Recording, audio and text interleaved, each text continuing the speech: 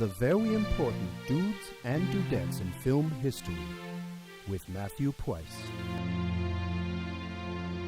Welcome to another in the astonishingly popular series, Very Important Dudes and Dudettes in Film History. I'm your occasional host, Matthew Price, and today we turn our attention to genius and iconoclast Lars von Trier. Von Trier has a major retrospective coming up at the TIFF Bell Lightbox in Toronto this fall. They'll be showing some of his best-known work, including Breaking the Waves, Dancer in the Dark, and his new film, Melancholia. So who is this guy, and why are we paying such close attention to him?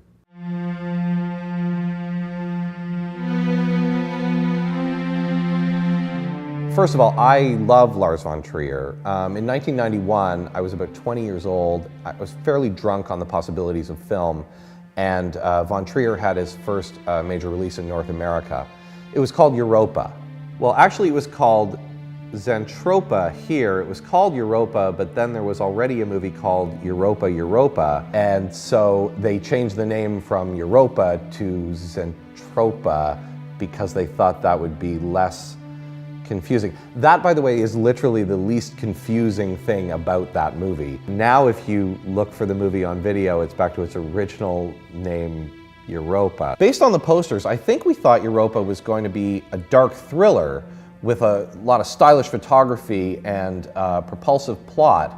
But it's so much more than that, and turned out to be one of the best examples of postmodern filmmaking and really changed how we thought about movies. The movie is about the narrative actually trapping the characters, and it's completely self-aware. So we went out and scoured our local video stores for other von Trier films. We found The Element of Crime and Epidemic, and neither one is a great film, but they do have that style and that postmodern sense, and they feel a little like a cross between the Coen brothers and Ridley Scott. A couple of years later, when I was going to the Toronto International Film Festival, they showed a mini-series he had done called The Kingdom, which was shown in several parts at TIFF that year.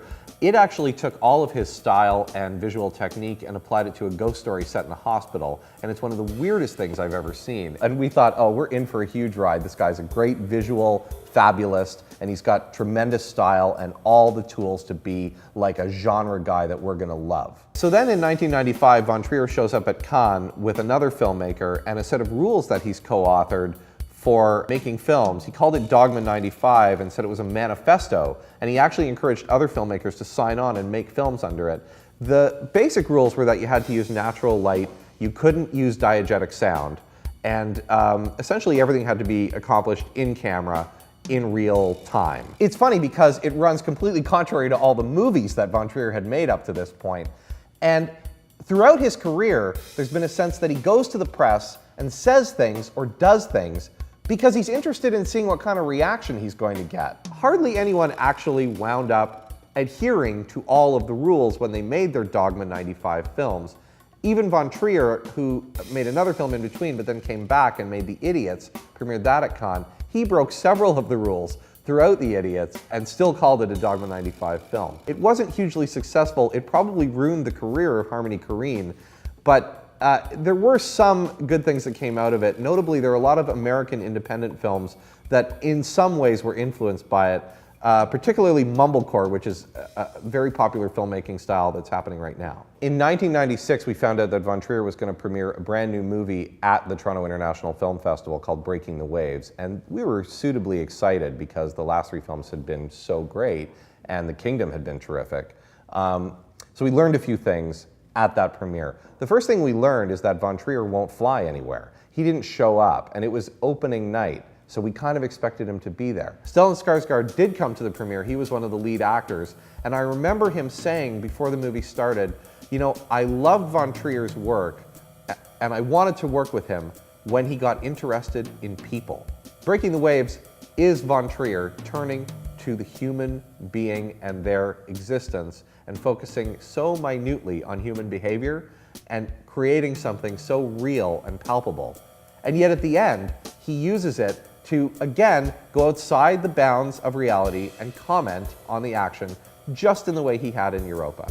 It's the best of both sides of him. Von Trier has been writing and directing his own films since he was 11 years old. And if you're looking for kind of an overall statement in terms of what he's about, Von Trier uses lies and artifice to get at the truth. That's his primary motive. Even his name, Lars von Trier, is an affectation. He's actually Lars Trier, which is a combination of essentially the two most common names in Denmark. He's John Smith. When he got to film school, because of his, I suppose, megalomaniacal quality, he was nicknamed Von Trier, as in von Sternberg and von Stroheim. The thing is, he kept it.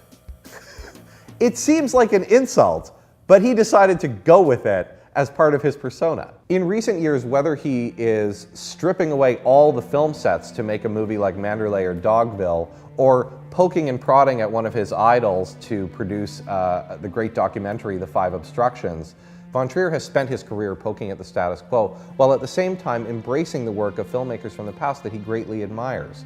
He kind of lives in the contradictions. Von Trier's new film, Melancholia, opens at the TIFF Bell Lightbox on November 18th before rolling out to wider distribution throughout North America, so you will get a chance to see that in all likelihood. As well, the retrospective of his films, Lars von Trier Waiting for the End of the World, opens November 9th at the TIFF Bell Lightbox, but all of the films we've talked about today are relatively widely available on home video. We do encourage you to check them out. For The Substream, I'm Matthew Price, and this has been another installment of very important dudes and dudettes in film history.